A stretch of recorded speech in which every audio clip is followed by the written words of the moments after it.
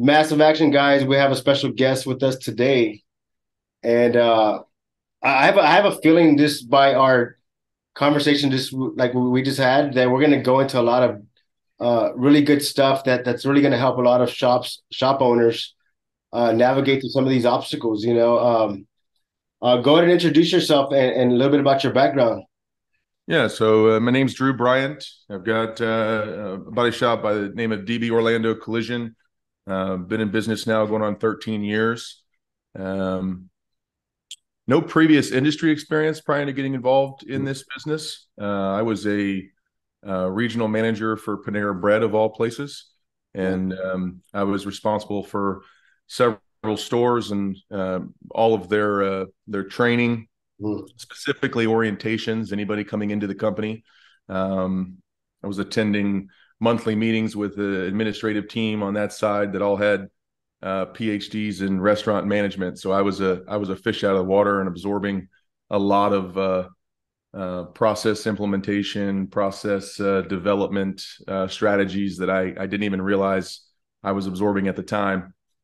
Um, in the 6 years that I spent at Panera, I started as a dishwasher, ultimately ended up at a pretty high level managerial position. I got involved in an accident, and that accident I had repaired at a shop representing the insurer, and it was actually the dealer that I bought the car from.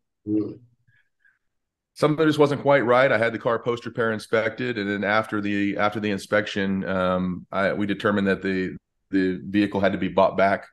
Um, the shop ended up buying it back from me, and what I was exposed throughout that transaction just kind of kindled a fire within me to develop a facility within collision repair that spoke to the everything that I wish I had had the initial round, right? As not being a professional repair, what were the details that were missed? What procedures were they following? How could I have been better served? And started hitting the books, lots of traveling, joined some mastermind groups, and really began to work on the gaps within our this industry, and how the influence that the insurer had over the industry, and what I could do to execute on the customer's behalf in the sense of advocacy, right? Yeah. Hmm. Right. So you touched on something that is, I think a lot of shop owners, uh, they don't like to feel like the fish out of water, and they don't like to get into rooms where there's people with more information with them or people that might be smarter than them. But how much is how beneficial is it to be the little fish? I mean, the fish out of water, right? I mean, how did it help you? Yeah, no, I mean, I remember, I remember prior to going to some of those meetings, man, I would be vomiting, just so nervous, right? Totally outclassed. But the exposure to that really beyond, I mean, there's a sense of accountability that you can't get anywhere else, right? But separate from the accountability, just the environment that is you're able to potentially bring forward an idea and or utilize somebody else's idea and their experience. It's just irreplaceable, right? You can't put a dollar on that. So Yeah. So like for the shop owner that's kind of feeling like they maybe hit a plateau where they're not really sure how to elevate or how to improve their leadership skills, what would be some ponds that they can explore, right? What would be some places or some organizations that maybe local organizations they can go and just expand their mindset by getting around these bigger thinkers and bigger action takers? yeah, I think a great place to start is really just the funds that what I've found as we've gone through either implementing apprenticeship programs, working with other networking groups. A lot of these places have an abundance of funding, Mm. and really just a general disengagement with the currency of their curriculums, right? And being able to network around like-minded individuals, the power that you can have to really channel those resources We've joined ATI and the Automotive Training Institute. Their collision program has just been absolutely bar none for us, between independent trainings, LMS, being able to have a learning management system that you can have a formal training schedule and watch the progress of the people within your store. All too often when I talk to shop owners, I hear there's, from the top down, there's a dedication to training, and there's a want and a need to train and really empower their people to be better, right? Be more efficient. But there really is no organized method and or implemented solution on how to go about that. And being able to join groups to where you can kind of bounce these ideas off of others, and really grasp, how the leaders of the industry, how the guys that are moving the needle and or are at least common-minded, right? They're like-minded and they're wanting to be able to push that needle. The best place to start is not with hypotheticals or somebody that suggests they have the idea, but the guy that's actually in the trenches and grinding it out, Yeah. Are you part of any like chamber or local nonprofit organizations that kind of other business owners that also? Yeah, so on a local network, no, I'm not in the Winter Park Chamber or anything like that. I do spend a lot of time in the community, and most of my time spent in the community is exactly that. So it's spent with the trade programs locally. Okay. So we spend a lot of time at Mid-Florida Tech. There's several tech colleges based around us. Mary Carl College out of Daytona. When I go into these facilities, I spend intentional time going in. It's a consistent abundance of funding, whether it's state funded, funded by distributors, whatever it is, and a total lack of curriculum. These guys they're stud welding panels. There is no vehicle assessment. There's no damage assessment. There's no repair planning going on. And I found that really investing my time there, it goes so much further, right? That we've developed some scholarship programs to where we've been able to, the top of those kids' class that are coming out of those schools, as we're updating the curriculum, we're buying them a full set of tools. We're supplying them a year and a half worth of on-site training. We're paying for all their ICAR stuff. We're getting them on-site job training and the credentials associated with it, right? I think a lot of people might have missed what you actually described, like the bigger picture of that. And what you described is so powerful, because tell me if I got this right. So you're going to the local community colleges or trade schools, and you're volunteering your time to train those guys, but at the same time, you're actually getting better and it's holding you accountable. And it's actually building your credibility within your community as an industry expert. And so everything comes back around. So it's not like you're helping those kids develop a career for themselves and a path with some actual good leadership. Because I understand what you're saying. Like a lot of these trade schools, they'll have them working on the same fender for a whole week. and I went to schools and I've seen them. They're sanding body filler with 400, and I'm like, what are you doing? You're gonna be here all week, But yeah. I understand what you're saying. Like, every city needs that shop owner to go in there and say, hey, you know what? I'm willing to commit my time and help these guys, these girls, with training, and also like it makes you stay on point, because you have to be on top of your game, especially if you're going to be trying to teach someone, because you have to be in the trenches. I have gone through the trenches to know what you're talking about. Yeah, it's got to be, you got to have maintain currency, right? I mean, the apprenticeship program that we roll to them, they're referring the top of their class now to us, so there is eventually residual reward from it. But it's a structured apprenticeship program with a plan that defines what the first week looks like, what the first month looks like, and being able to draw that talent in is all utilized just off of leveraging and really getting in there and getting your feet wet with those programs. Because I'll tell you, the people that are showing up in those meetings are paint vendors and distributors. They're not the industry guys are just simply, they're not in my market. I'm pulling them in, right? And I Yeah. think, at the core of what we do, although it's not easy, right? It's relatively simple. As business owners, we get up early, we push our team and our families to be better. We radiate, unnatural levels of self-discipline. We make success happen, right? And the thought of giving back, I believe too often is misconstrued as a potential financial donation, or Yeah. how we can help a program or a charity group in need. I found that in my journey, it's sharing our time, our life experiences, our mindsets, and mentoring others to just think the way that we do, right? Is far more impactful to all parties involved than any dollar can duplicate, right? That makes sense.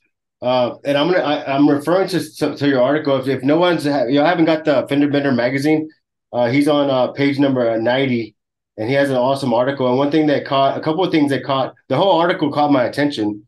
But I'll kind of break down some of the things. You mentioned time blocking.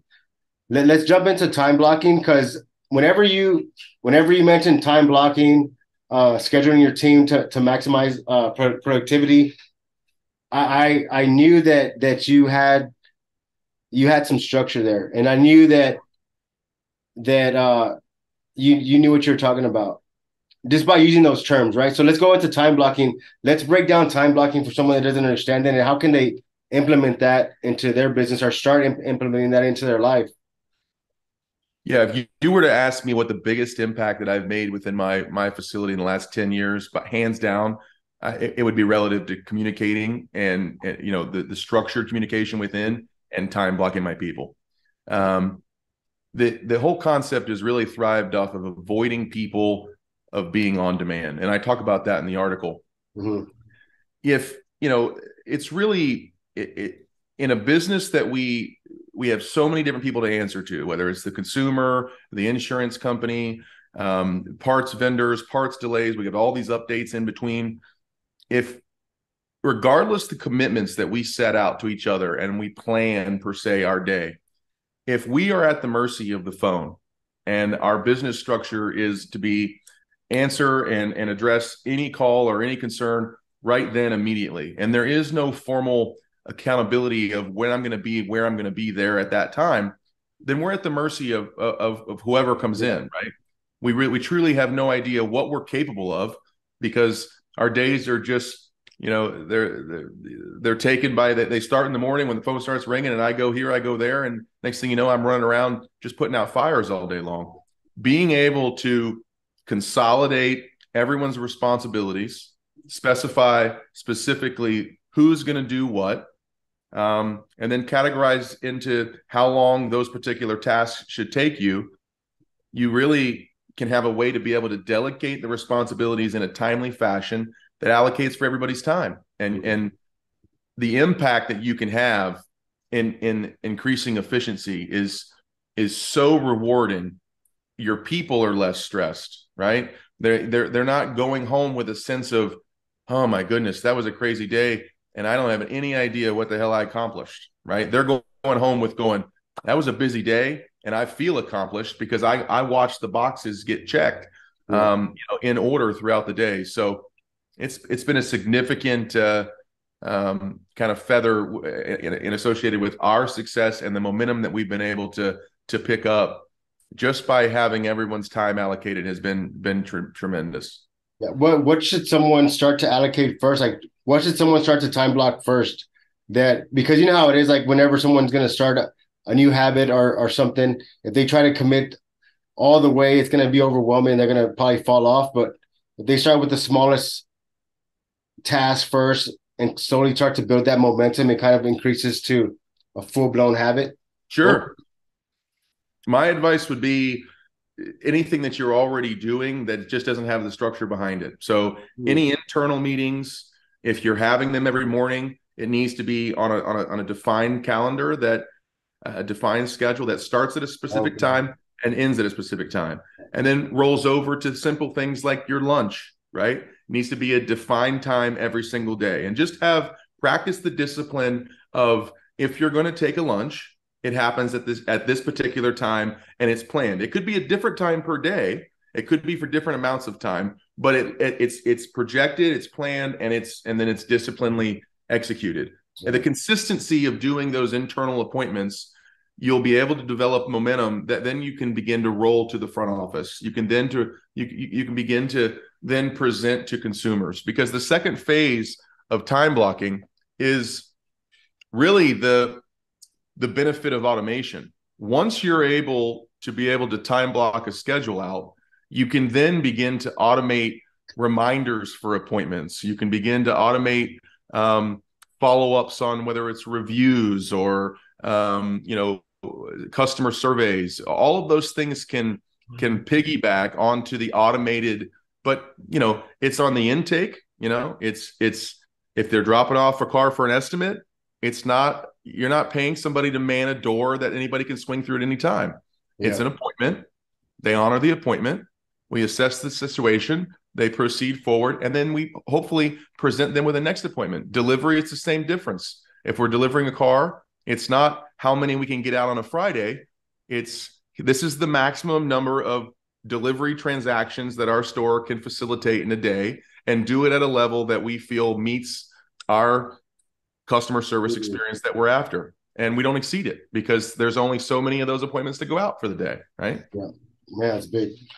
Let's jump into that was good, though. That was good. That was a lot of information. Let's go into the scheduling. Is that like a morning meeting, the morning huddle? How does that? Yeah. So let's break down what I mean. A morning huddle is basically a morning meeting, but a lot of people call it the huddle. We call it the huddle. Break down maybe the structure that is it the most effective for a morning huddle or morning meeting. So our morning meeting only includes our administrative positions. So it'll be front office, production team. None of the technicians are present. And essentially, we run through all of the vehicles, and we develop a plan associated with where the customer's expectations are, where we're at, are we ahead of schedule, behind schedule for every single car that we've got on site. And then rolling after that morning meeting, we have weekly meetings. So very specifically, Monday at 10:30, we sit down for a projection meeting. And once again, it's administrative only. Yeah. And we print a projection sheet, and we say, this is the target for the week. The whole concept of aim at nothing and hit it every time. If you're just trying to get as many cars as you can out for the week, expect delays, expect inconsistencies, right? But if we can define a target and say, this is how much we can get done, and anybody responsible for impacting those vehicles leaving, you're going to have in that meeting. So it'll be a parts team on part availability. It'll be front office on customer availability and expectation. And then the production team on what's the reality of what they can get accomplished. After that projection meeting on Monday, there is a technician projection meeting that we have early every afternoon at 1:00. And really, it's multi-purpose. It serves as a key point for all of the team to be back from lunch at 1:00. And then we basically spoon feed the projection meeting results, right? Whatever we produced on Monday as a target, we spoon feed it to the technicians on a daily basis. And in a very systematic way, say, this is all we need to get painted today. This is all that we've got to get through body today, et cetera, et cetera. Here's what's leaving, whatnot. We revise that projection on Thursday, midday on Thursday. We sit down again at 10:30 and say, okay, where are we at? According to our goal on Monday, are we on track? Are we behind? Do we need to pivot? Is there something else that we need to supplement versus what we initially thought we were going to be able to execute on? And then directly after our Thursday projection follow-up, we are looking forward at next week. Is there enough in the pipeline, or do we really need to get on the phones and maybe try to fill it up? As well as an intentional 20 minutes spent on accounts receivables. So every week we're progressively, consistently looking at what we have in pending ARs. Yeah. And that meeting structure we follow clockwork every week. They're at the same time every week, the same people attend, and everyone in the room knows what they're responsible for as far as whatever metric they've got to bring to the table to be able to fulfill the room with the information they need to be able to execute and make decisions. Got it. Got it. Sounds pretty good. Well, what would you say, like someone that's never had a meeting in their shop, and they're terrified of the meeting? How would you what can you what kind of advice can you give them to get that rolling? So yeah, that's a good question. I can tell you from experience, the production meeting in the afternoon, I'll use it as an example. We want to keep that meeting at 15 minutes. Okay. And when we started doing those meetings, it would go 30, 45 minutes sometimes. And it kind of just, we would get done and we'd walk away and go, okay, what did we just accomplish? Right. Yeah. And the real key turning point for us was to have an agenda. And if you're planning on having a meeting, the first thing that I would ask yourself is why, right? Why? What's the purpose of the meeting? And then write yourself an agenda that has 4 or 5 questions on it that inevitably, if those questions are answered, you're gonna answer your why and present that as the meeting agenda. Go in and say, okay, gentlemen, we're not going to discuss conflict resolution. We're not going to discuss in this meeting, areas that we need to work on process development or why this car wasn't parked here this morning. What we're going to discuss right now are these 5 areas, right? Got it. And if you can really hone them in on that and magnify those areas, if you will, I think that the results of the meeting will be positive, and I think that it'll motivate you to put some structure behind the rest of them. That's so. I think one time someone told me only have a meeting when there's something to meet about. Yeah. Don't just try to have a meeting to get everybody motivated. Like, have a meeting because you never know how that meeting's gonna go. If you just like you said, if you don't have a why or you don't have a purpose of the meeting, and someone kind of talks about something and kind of raises a conversation that puts everybody in a awkward mood or pisses everybody off, then the meeting backfired on you. Well, and how time blocking actually supports that, meetings for us, and I think everybody's experienced this at some level. We sit in a room and everyone gives commitments on what they're going to accomplish for the day. They're going, yeah, I got that. I've got that. But if they're not time blocked, they don't know where their day's going. So inevitably, you end up at the meeting the following business day, and everyone's going, oh, I was on the phone too much yesterday. I didn't get the opportunity to get to that, or I couldn't. So it's just false perception. But in an environment where everyone's time blocking their time, they're bringing their agenda for the day of their commitments to the meeting. And the only commitments that they're giving for the day are within the white space that they have left. So it's very easy for that team member to visually recognize, I'm tapped out. I can't take any more today. Is there somebody else that can help me with that? And the progression is, you get that almost interdependence toward the efficiency of getting those things done rather than I tried, but I was too busy, Yeah. Before we end, do you want to? Is there something I missed that you want to talk about? Maybe a subject or maybe sales, marketing, training. I don't know, anything that I might have that do you feel is important that to say, man, I wish you would have brought up this. That would have been a good conversation. I think there's so many little different widgets between defining who the customer is up front and how to really get off of selling to people through manipulation and being more authentic with our sales approach. But as a core, I think that the biggest benefit that shops can have when trying to decide where to start, right? You get this point where you say, should I implement meetings or should I start on a process? And now I know I need a process. Which department do I focus on first? All of that can be identified. It's all specific to your store, I believe. It's all relative to the people that you have working within your store and their capabilities, right? But it all comes back to communication.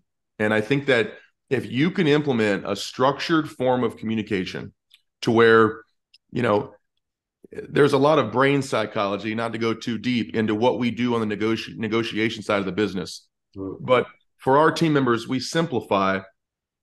The right side of the brain is is regular, relatively biased, emotional, quick to act, whereas the left side is going to be far more logical.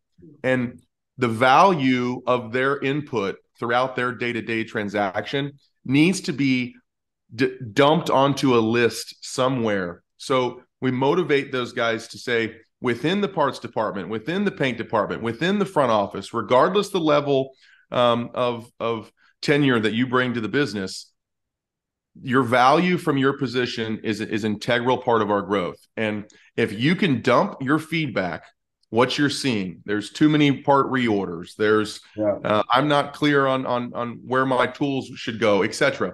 Whatever it is within the department, just record it onto a list, and the business makes intentional time to then sit down and systematically review those lists. You're going to see uniformity, you're going to see overlap, and there's going to be an obvious path of this is where we need to first start. And if we can't undermine that feedback, the feedback from our people is going to give us the roadmap to where the highest level of priority to begin working some sort of implementation is going to be. So if you're not communicating within the store and you're not writing stuff down and having structured, a structured scenario that you have something to review the content from your people frontline, I would advise to start, and that'll kind of snowball into all kinds of other resources that you can begin to implement. But you got to know where you're needed first. Got it. And what would you say 5 tips are? What would you suggest 5 tips of helping? Because the transition, it goes like technician, manager, owner, right? What would you suggest 5 tips on how to have that to help them transition? Maybe someone's in a management position and they want to be, they're eventually going to be an owner, right? What mindset or what tips can you give them that they need to develop, or resources or networks, or can you give them? I would definitely say that you need to be able to join some sort of mastermind group, some sort of networking group that you can bounce some of your ideas off of. I would say have a personal mentor and or coach. And I would also second that by looking into a resource for whatever your direct reports would be. If you're stepping into a managerial position, you want to be pushing yourself to the next level, but you want to be pushing your people around you to the next level as well, right? I think leadership, it's about making the other people better as a result of your presence, right? Yeah. And making sure that lasts in your absence, right? And if you're focused on their growth just as much as your personal growth, that comes. I think that you need to ensure that everything that you're doing is consistent, it's repeatable, and then it's all done with the discipline to execute it on a daily basis. You got to stay away from the flavor of the week. If you're passionate about something to the point that you want to implement it and or give it a shot, be prepared to ride it out for a solid 90 days before you make judgment to say that it's for the birds or you actually want to maintain it, right? Too often we present a grand plan and then a week later we end up not even talking about it, and instinctively our people kind of buy into that. And then finally, don't have the perception that we're in the car business. The cars are just the widgets. Yeah. And in all honesty, we should be, if you're wanting to sustain in this industry, I think that you've got to be dedicated to being a training company. Yeah. You got to recognize that the product of what we sell is simply service, right? It's labor. And ultimately we're in the people business. So you've got to understand who's coming through your door, what value you bring to them, and the people that you're working with, what value you're bringing to those folks as well, and what you can do to continue to elevate them. Nice. All right, Drew, it was a pleasure, man. Pleasure talking to you. Absolutely, man. Yeah, and man, we'll definitely stay connected. And the purpose of these webinars is these podcasts is really just to kind of go in a little deeper with the article you wrote and and also to give viewers the audio of it and also the visual of it. You know what I'm saying? A lot of shop owners maybe don't have time to pick up a magazine and or read a book, but they might have time to listen to a podcast while they're on the treadmill or driving to work. So we want to, just kind of extend, an arm out to them and resources, or just so that we can kind of get them on board as well, and maybe introduce them to a mastermind group or part of a bigger organization. Yeah, absolutely. I'm putting a lot of time into those columns, and I'm really enjoying the journey. And I'm hoping that if somebody hasn't read them yet, this will inspire somebody to maybe crack a magazine and kick back to the few that we've got out. Yeah, I definitely highly recommend it. Thanks you, Drew, again, and we'll talk again soon. You got it, bud. Thank you so much. Yeah.